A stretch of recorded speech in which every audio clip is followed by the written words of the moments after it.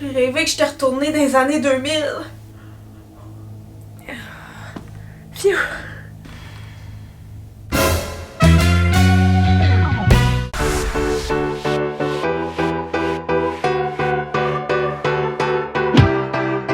Salut tout le monde! Je suis un peu triste aujourd'hui, j'arrive avec une mauvaise nouvelle. Et non, ce n'est pas que je vais recommencer à faire de l'orthodontie, mais bien que c'est aujourd'hui... ça fait de la peine de le dire, c'est aujourd'hui que ma série 24 heures prend fin.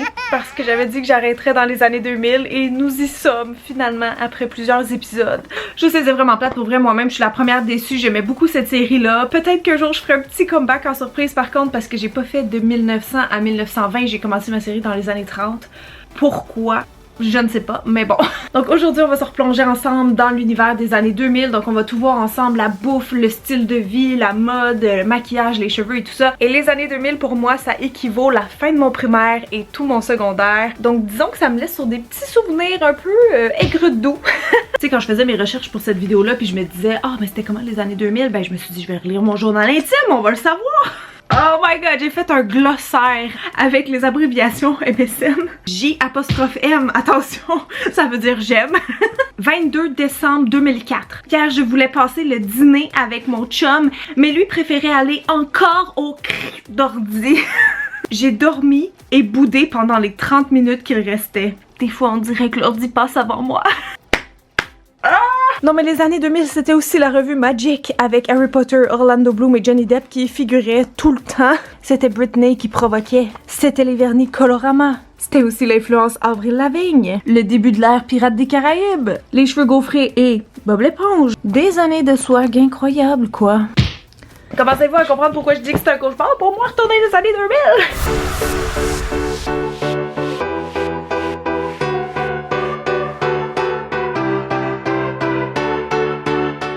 Qu'est-ce que vous mangez vous dans les années 2000, mais moi c'était encore la même chose que d'habitude, donc des toasts, des céréales, des choses comme ça.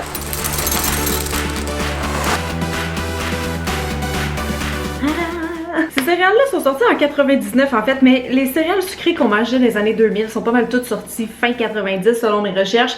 Et c'est pas nécessairement ces céréales-là que je mangeais, mais je vous confirme que c'était très populaire dans les années 2000. Il y avait aussi celle au Reese. Donc cheers! Je vais goûter / regoûter à ça. C'est même pas bon. Je sais pas, je trouve juste ça sec et pâteux. Grain entier comme premier ingrédient. Tu vois, c'est peut-être ça le problème. C'est peut-être ça le problème. Dans le temps, il n'y en avait pas de grain entier. Une autre chose que je mangeais dans les années 2000, que j'ai été très surprise de trouver à l'épicerie parce que je savais pas que ça existait encore, c'est les tubes. Les Yoplait tubes. Je me rappelle genre des pubs à Vrac TV, ça n'a pas de bon sens. J'ai pas remangé ça depuis les années 2000, donc on va s'y mettre aussi. Ça goûte pareil.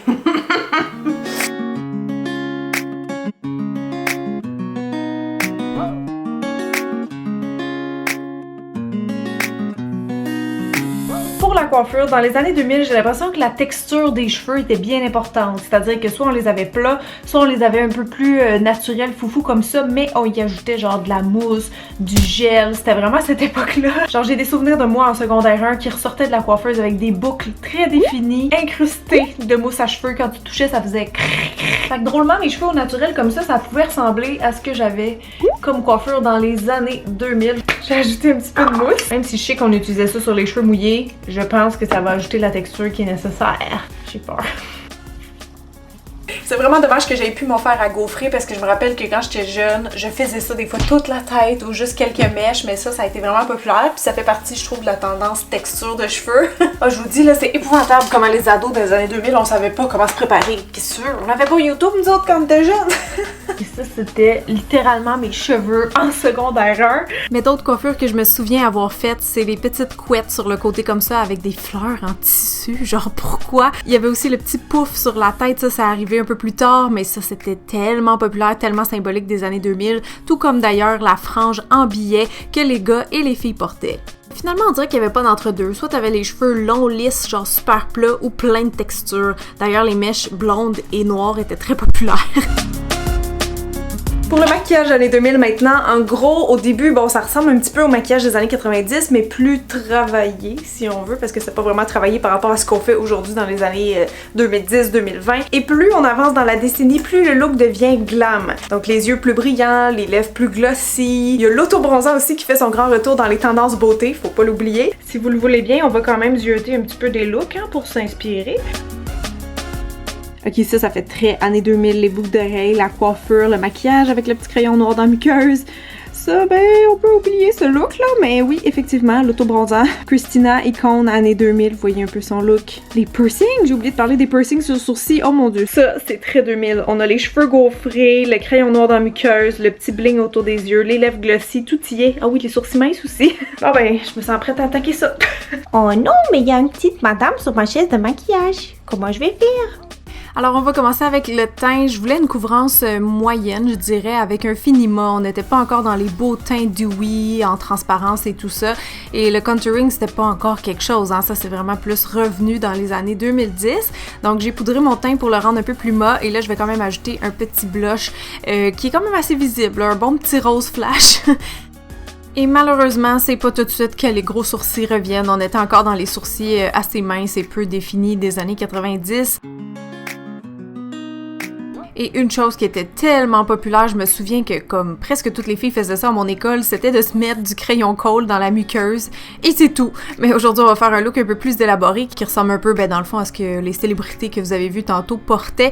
Le argent, le bleu, j'ai l'impression que les couleurs froides, c'était quand même ce qui dominait les années 2000. C'était des looks un petit peu de style club, j'ai envie de dire. Peut-être inspiré par Paris Hilton qui faisait toujours le party, je ne sais pas. Ah oui, j'ai failli oublier de parler du petit blanc brillant, mais dans le fond, toutes les ombres à paupières étaient plus fini satiné versus mat. Bref, je complète le tout avec du mascara et un petit gloss nude. Bien important, fallait un petit peu pâlir la couleur de ses lèvres. Et le tour est joué, on a un vrai look années 2000. J'ai l'impression de tellement rajeunir avec ce look-là, ça n'a pas de bon sens. Hey, j'ai pensé à quelque chose tantôt parce que je me suis rappelée en voyant la photo de la fille avec le piercing sur le sourcil, à quel point c'était populaire, même ceux de nombril, de nez, en fait un peu partout. Fait que là, j'ai pensé me coller une petite rhinestone ici sur le nez parce que bon, ici, ça va peut-être être un peu compliqué.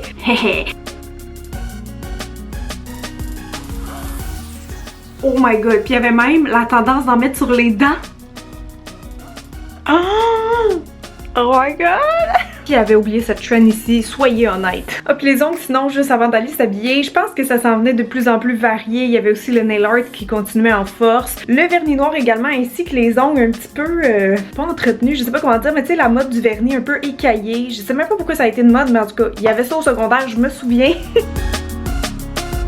Pour la mode dans les années 2000, il y a de plus en plus de looks, je dirais, si on regarde juste ma vidéo par exemple années 60, là on n'est plus du tout là-dedans. En fait, je suis certaine que si vous avez vécu cette décennie-là, vous vous rappelez qu'à l'école, il y avait vraiment des clics, souvent influencés par le style vestimentaire, donc il y avait différents looks possibles et beaucoup de looks émergents aussi. Suivez-moi, je vais vous montrer ça. Milieu 2000 à peu près, il y a eu une tendance un peu bohémienne qu'on pourrait dire. C'est peut-être à cause de la mondialisation, mais il y a aussi eu une petite influence 60s temporairement dans les années 2000, donc c'était peut-être aussi à cause des hippies. Une autre tendance forte, c'était l'inspiration punk. Début 2000, là, avec des chanteuses comme Avril Lavigne ou des groupes comme Green Day, ça a vraiment popularisé le look. Plus tard, on a aussi vu apparaître le style emo. Les looks preppy, sportifs, voire streetwear étaient tendance. Dans tous les cas, les camisoles à bretelles étaient un must et on aimait bien les superposer. Et comme veste, le style boléro était in. Finalement, le look, disons, glam, plus vers fin 2000, c'était beaucoup de couleurs et de bling-bling. En fait, si les années 60 ont fait un petit coucou au début de la décennie, vers la fin, c'était plus les années 80 l'inspiration. Pardon? Est-ce que c'est pas le meilleur look années 2000 que vous avez vu? Non, mais c'est parce que j'ai des items d'origine, là. Genre ça, c'est vrai, là. Mais non, sérieux, ça n'a pas de bon sens, mais on dirait que tout ça prend son sens. Tu sais, là, j'ai fait les vêtements en dernier ce coup-ci, mais les boucles d'oreilles, c'est genre vraiment des vieux trucs du Ardennes, de quand j'étais jeune. Les bagues, même affaire, et ça, je pense que je l'ai jamais porté, mais ça vient des années 2000, vous pouvez être certaine. Comprenez-vous, là? pourquoi je suis traumatisée que les années 2000 reviennent à la mode. C'est trop! Ma génération se sort à peine de ses traumatismes. Les jeans, idéalement, il y aurait eu plus de trous dedans, puis mes ballerines, bon, c'est pas les mêmes qu'à l'époque, en fait, c'est mes souliers de jardinage. Mais sincèrement, je me rappelle de l'arrivée des ballerines dans notre vie, fait qu'on portait tout le temps ça, des Uggs ou genre des running shoes. Une autre chose super tendance des années 2000, c'était la duck face. Oui, parce que c'est à cette époque-là que les selfies ont commencé, puis on voulait tout avoir des grosses babines, donc je sais pas trop. Et si vous êtes né à peu près à la même époque que moi, sûrement que les marques Baby Fat, Juicy Couture, Jacob Junior, la Senza Girl, ça va vous dire de quoi. Pas game de me dire dans les commentaires la trend mode que vous avez détesté le plus des années 2000. Moi, je pense que c'était les pantalons taille basse. Parce que mon Dieu, que c'est pas confortable quand on a un gros...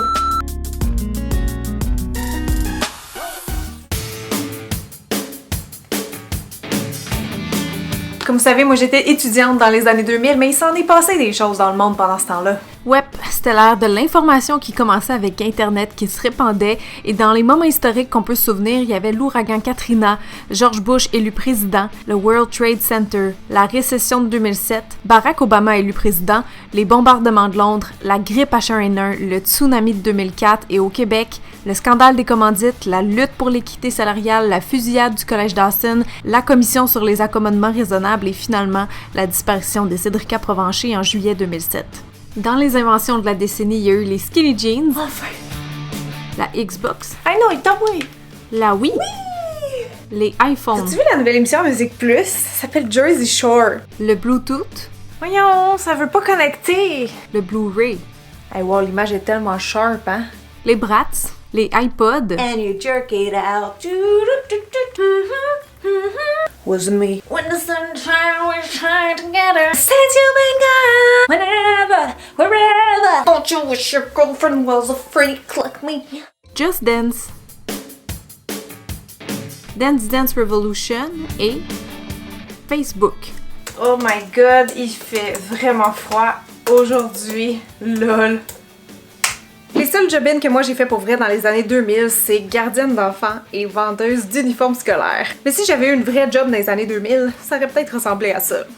Et ce que vous êtes en train de regarder, monsieur, c'est la version améliorée du iPod. Donc maintenant, au lieu de contenir juste 15 chansons, on peut en storer 30. 30 chansons. Quand est-ce qu'on rêvait à ça, de pouvoir mettre 30 chansons? Fuck les Walkman! Moi, c'est ça que je dis avec ce petit bijou-là. Vous allez voir, 600$, vous allez pas le regretter. C'était pour vous, le iPhone avec la batterie endommagée? Oui, ben non, je comprends. Je suis désolée, madame. Sincèrement, Apple font leur plus sincère excuse. Ils font dire aussi que les batteries, c'est vraiment au cœur de leurs préoccupations. Donc, ils vont régler ça, là, très prochainement, c'est certain. Ok, c'était vous qui avez appelé tantôt pour les problèmes de connexion. Ok, ben je vais vous aider. Dans le fond, le iPod, lui, c'est de la nanotechnologie. L'affaire, c'est qu'il faut le brancher avec un câble HDMI jusqu'au Google Home, puis là on peut le mettre en synchronisation avec le Bluetooth du iPhone qui lui va syntoniser avec la fréquence MP3 à l'intérieur de l'appareil. Donc pour ça, ça vous prend un câble HDMI et il va falloir qu'il soit chargé à 50 mégabits parce que sinon vous n'arriverez pas, la synchronisation elle va pas se faire, vous comprenez? C'est simple, non? Bon, là ça va être le temps de commencer à préparer le souper et en faisant mes recherches, honnêtement, j'ai vraiment bugué sur genre qu'est-ce qu'on mangeait vraiment comme repas dans les années 2000 parce que j'ai l'impression que ça ressemble quand même un peu à ce qu'on mange actuellement. Mais dans les années 2000, c'était quand même l'arrivée un peu de la tendance plus naturelle et bio dans l'alimentation. Il y a aussi eu l'apparition de la cuisine moléculaire. Il y avait aussi les grains entiers qui faisaient leur apparition. Je pense qu'on commençait à diaboliser de plus en plus tout ce qui est gras, sucre et compagnie. Autre chose que je me souviens, je voyais toujours les adultes parler de ça, les aliments anti-cancer. Est-ce que vous vous souvenez des livres, entre autres, du docteur Béliveau? Apparemment, ça a vraiment été un gros hit au Québec, mais reste que dans les années 2000, on y allait encore souvent pour le choix aliments transformés, en tout cas plus que dans les années 2010. Et donc, dans mes recherches pour la bouffe, quand je parlais de tout ça avec mes proches, on s'est rendu compte que, en tout cas dans ma famille à moi, c'est vraiment dans les années 2000 qu'on a découvert les tacos. Et non, sérieusement, je me rappelle des publicités à la télé. Fait que c'est ça qu'on va cuisiner, mais version végé.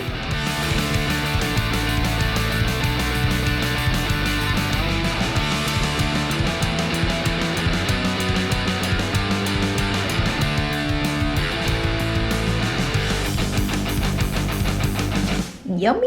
Ça fait longtemps que j'ai mangé ça, en tout cas pas de cette façon-là, mais c'est sûr que je vais aimer ça. Nini! Mangez-vous ça de temps en temps, vous autres, des petits kits de même ou genre fait maison, peu importe? Dites-moi dans les commentaires. Pour un petit repas très rapide, là, de temps en temps, moi je dis oui. Bon les amis, j'ai une petite surprise pour vous. Cette fois-ci, on a un dessert. Savez-vous ce qui est arrivé dans les années 2000? Les cupcakes! Ah oui, ça fait bizarre d'y penser tellement que c'est comme intégré dans nos vies, mais c'est vrai qu'avant ça, tu sais, mes premiers parties d'enfants que je me souviens, on faisait un gâteau et non pas des gâteaux. Je pense que c'était juste pour faire plus simple justement dans les parties d'anniversaire, au lieu de couper des tranches, c'est comme tiens, prends ça, voilà. Ça goûte le 3 avril.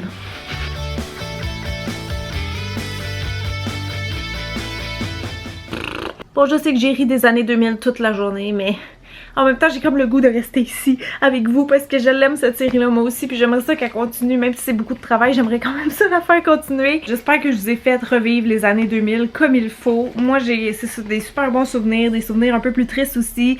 J'ai vraiment l'impression, sinon en général, que c'est là que la vie s'est tellement genre accélérée, vitesse 2. Je sais pas si c'est l'arrivée des technologies dans nos vies, sûrement. Je veux dire, par après 2010, 2020, tu sais, on dirait que tout s'accélère toujours de plus en plus. Je sais pas si vous avez cette sensation-là aussi de toujours courir après le temps, puis de manquer tout en même temps. Mais ouais, clairement, je pense que les années 2000, ça marque un tournant parce que quand j'ai fait mes recherches, je me suis rendu compte du nombre de choses qui étaient arrivées dans cette décennie-là versus les autres vidéos que je vous ai faites. Fait que clairement, il y avait de l'action et c'est ça, il y avait beaucoup de changements dans ma vie aussi, hein, parce que je pense que la transition primaire, secondaire à vie d'adulte, c'est des années vraiment charnières et formatrices.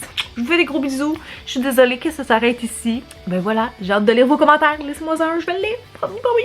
Je suis triste pour vrai. Mais j'ai quand même vraiment hâte d'aller me démaquiller puis me laver les cheveux. Fait que je vais aller faire ça. Bye.